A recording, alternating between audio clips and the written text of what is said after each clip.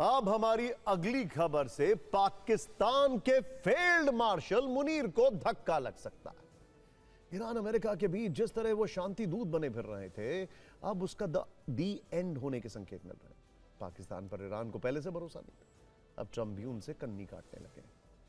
इसके पीछे है दुनिया के दो सुपर पावर्स के बीच की एक फोन कॉल, जिसमें पश्चिम एशिया को लेकर बड़ा संदेश है।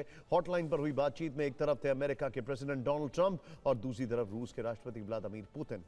तो क्या पुतिन अब ईरान अमेरिका के बीच शांति दूत बनेंगे? क्या पुतिन के जरिए तनाव का समाधान होगा? क्या ट्रंप को इस्लामाबाद पर भरोसा नहीं रह गया? एक तरह से आप कह सकते हैं कि अगर इस वार्ता में पुतिन की डायरेक्ट एंट्री हुई तो फिर शाहबाज मुनीर की जोड़ी बेरोजगार हो जाएगी। आखिर ऐसा क्यों कहा जा रहा है कि पुतिन इस तनाव को सुलझा सकते हैं, और वैसी स्थिति में पाकिस्तान स्वतः इस बातचीत से बाहर हो जाएगा? इस रिपोर्ट में देखिए। क्रेमलिन के मुताबिक पुतिन ने ईरान के साथ युद्ध विराम बढ़ाने के ट्रंप के फैसले की प्रशंसा करते हुए इसे सही कदम बताया। यह भी कहा कि इससे बातचीत के द्वार खुलेंगे और स्थिति सामान्य करने में मदद मिलेगी। क्रेमलिन के मुताबिक ट्रंप ने भी ईरान और उसके नेतृत्व के मौजूदा हालात पर अपने विचार शेयर किए। न्यूज वीक की खबर है कि बातचीत के दौरान ईरान को लेकर ट्रंप को पुतिन ने वार्निंग भी दी। ये कहा कि ईरान युद्ध फिर से शुरू हुआ तो परिणाम विनाशक होंगे। पुतिन ने चेतावनी दी कि ईरान में ग्राउंड ऑपरेशन के गंभीर नतीजे होंगे और इससे अंतर्राष्ट्रीय बॉर्डर को भी खतरा हो सकता है। देखिए, अब तक के जो संकेत हैं उससे तो यही लग रहा है कि ईरान अमेरिका वार्ता में पुतिन की एंट्री हो चुकी है, जबकि मुनीर का एग्जिट हो चुका है। हालांकि पाकिस्तान अपनी इस हार को पचा नहीं पा रहा है। प्रधानमंत्री शहबाज शरीफ ने कहा है कि उनकी सरकार दोनों पक्षों के बीच तनाव कम करने और पश्चिम एशिया में शांति बहाल करने के अपने प्रयासों को जारी रखेगी।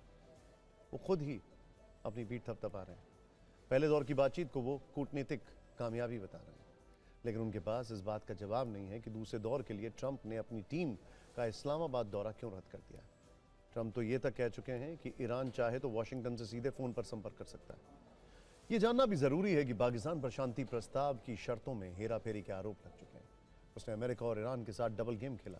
ऐसी खबरें भी आई कि मध्यस्थता की आड़ में पाकिस्तान पैसे कमाने का प्लान बनाकर बैठा है।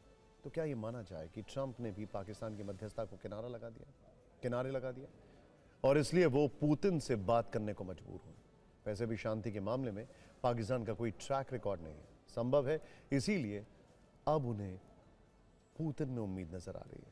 2020 में पुतिन ने ही आर्मेनिया और अजरबैजान के बीच सीज़फायर कराया था। उस वक्त 44 दिन तक चले युद्ध में 6000 से ज्यादा लोग मारे गए थे।